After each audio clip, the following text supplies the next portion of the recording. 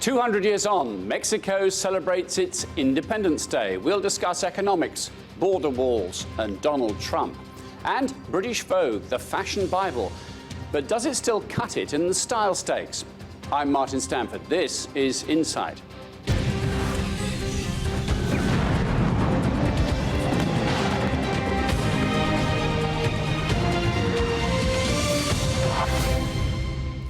Welcome to Insight. It's almost 200 years to the day since Mexico won its independence from Spain.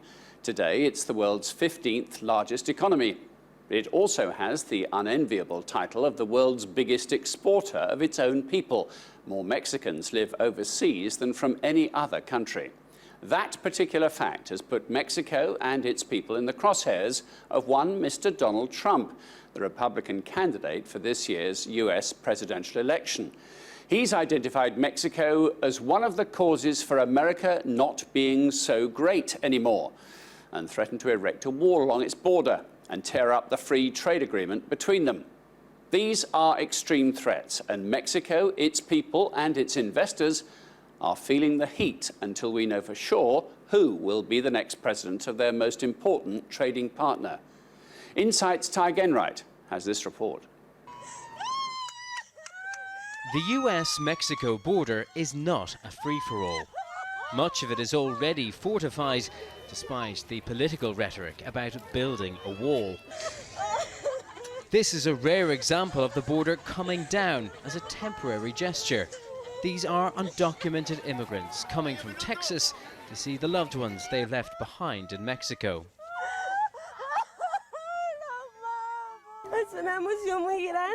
It's a huge emotion. We really wanted to see my uncle. We came with great happiness to see my uncle. Around half of the 11 million undocumented immigrants in the US come from Mexico. They found themselves at the center of a presidential election campaign that they can only ask others to influence. We are demanding a stop to policies which divide families. We're also demanding an end to the rhetoric we're hearing from some presidential candidates. Hate, racism, xenophobia. This is not a place of hate. Given what he said about Mexicans, it's understandable why Donald Trump has become quite a hate figure there. They're bringing drugs, they're bringing crime, they're rapists, and some, I assume, are good people. He was more diplomatic when invited to meet President Enrique Peña Nieto, who said the invitation to Mr. Trump, given his candidacy, was necessary. At one point, he had talked about cancelling the free trade agreement. Now he's talked about improving or modernizing the free trade deal. The North America Free Trade Agreement was signed by the USA, Canada and Mexico in 1994. Three-quarters of Mexican exports, such as cars and food, go north of the border, and half of imports to Mexico come from the US. It's helped Mexico become a star performer during recent economic turbulence in South America. Its economy grew by 2.5% last year. And while Mexico has more citizens living overseas than any other country, emigration to the United States, both legal and illegal, has been falling in recent years. I think it's been hugely significant. It really has brought a massive influx of investment into the country. That's provided a significant boost to the employment backdrop over time, and that really has encouraged that investment flow to boost underlying economic performance and overall enhancing the wealth of the nation and all the consumers. But this past year has been choppy for the Mexican currency, the peso. Its value surged in late February when the Bank of Mexico raised interest rates. That's the normal kind of thing that moves markets. But currency watchers say that a drop in May could have been sparked by Donald Trump becoming the Republicans' presumptive nominee, and another in July after he spoke at his party's convention. The peso's recovery in early August coincides with polls showing Hillary Clinton moving into the lead. Can you blame investors for being skittish about Mexico when you hear all the rhetoric directed at Mexicans by Donald Trump? Absolutely, you can certainly understand that, and we are finding that when we're talking to investors, not just here in Europe but globally, that there is an ongoing issue about what a potential Trump presidency would imply. And of course that is causing some degree of consternation. Mexico and its people also have to deal with another major threat to stability, a long-running and deadly war between its drug gangs and the state. Hundreds of thousands of people have disappeared or died, and there is an economic as well as a human cost. Companies big and small have to deal with the security implications, and economists say it's part of the reason why so many Mexicans, particularly the best and the brightest, want to leave the country. Ty Genwright, reporting for Insight. Well, to discuss that further, I'm joined here in the studio by David Perez Esparza, who is the president of the Mexican Society at University College in London. Thank you for being with us, David. Also joining us from Mexico by a Skype call is the journalist Jan Albert Hootsen. Jan Albert, tell me about the Mexican economy. There were concerns when the oil price globally went south that they would be in real trouble. They appear to have done okay. What's the latest? Well, growth has been relatively sluggish, and right now the main concern to Mexicans is the very low value of the peso towards the dollar. Just this morning, the news was published on the El Financiero newspaper that the dollar actually reached maximum value historically, 19.56 peso on the dollar. And low oil prices, the effect, the uncertainty of Brexit, they all have that effect on the peso, and that poses concerns for a very important energy reform which the Mexican government is right now undertaking to privatize the oil industry. And what of that oil industry? That's feeling the pinch with oil being worth less. Does that have a future still?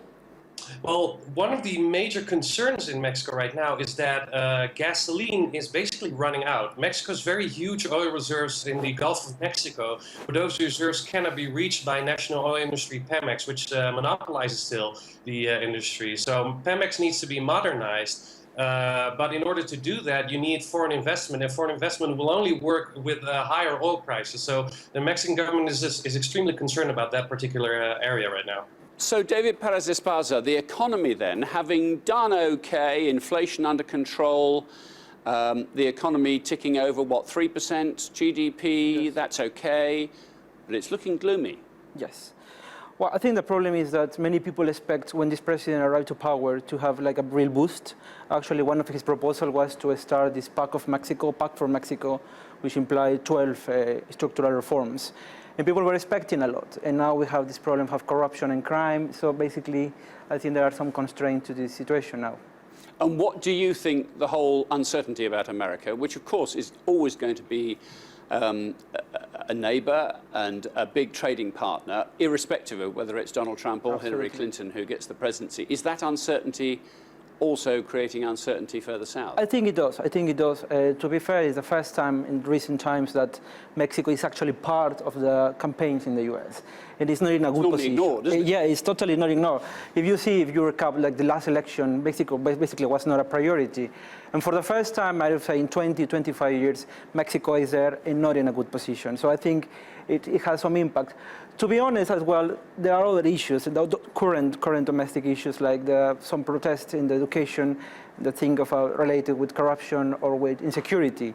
So I think it's a mixture of many social and economic processes that are actually restricting Mexico to actually grow. In celebrating independence, it's tempting to regard it as one country. It's not really, is it? It's two, at least, very dramatic countries with all the prosperity in the north and, well, almost a third world or destitute country further south. Absolutely. It's one of the most unequal countries.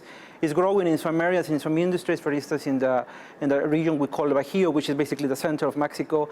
In the north, in the regions close to Monterrey or Reynosa, it's actually growing. But then you have these levels of poverty in Oaxaca, Chiapas, Guerrero. So, yeah, we talk about at least two big different Mexicos. And John Albert Houston, does that matter, do you think, that division in Mexican geography and economic good fortune, the fact that all the money is in one part of the country? It obviously matters because it implies that there will continue to be a great migration from the countryside to the cities and from Mexico itself further up north to the United States. One of the main reasons why there are so many Mexicans leaving the country is because of the lack of opportunities. And those opportunities only exist in the, as you mentioned, the wealthy north, in Mexico City, the big cities. But in the meantime, the countryside remains completely destitute. It empties out, and that will hurt the Mexican economy in the long term.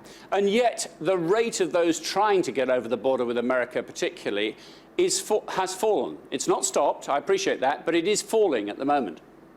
It is falling, and it is falling due to both push and pull factors. When the U.S. economy slows down, it usually has an effect on the migration flow up north. And obviously, when the Mexican economy itself keeps growing, the difference between between the levels of wealth between the United States and Mexico is closing in, making it more attractive to stay, because the dangers of actually moving north are extremely high. And the drug issue, David, let me ask you about this. It's a bit of a simplistic label to say it's a problem riddled with a drug business. Is the drug business in any sense under control or contained, or is it still a thorn in any government side? I think the problem is that when we talk about Mexico, we always relate it with drug trafficking. But there are other issues like extortion or kidnapping that are actually not related with drugs. And there is another problem of money laundering or guns trafficking, which is actually big, I would say, the most important part of the US-Mexico relationship. But we focus, and the Mexican government, the US agenda is actually focusing on drugs. And I think drugs actually explains perhaps 40% of the real situation going on in Mexico. And the insults that Donald Trump said in his speech, which he's wound back from, about the Mexican personalities, do you think they really matter, or are people dismissive of him and dismissive of those insults too? Well, I think that it was very shocking what happened some days ago when Donald Trump was in Mexico City. It was a massive scandal. I haven't seen people so angry about this kind of decision. And actually, the Minister of Finance actually quit at the end. And many things are going during these days. Today, as you know, is the 15th of September, is the Independence Day celebration. And there are some people who are going to have some demos in Mexico City asking for Peña Nieto to go out of the power. So political instability could be a problem for the next few months? I think it's going to be, it has been going on since the scandal related with the students being killed in southern Mexico. So I think after that, the president had some scandals related with corruption.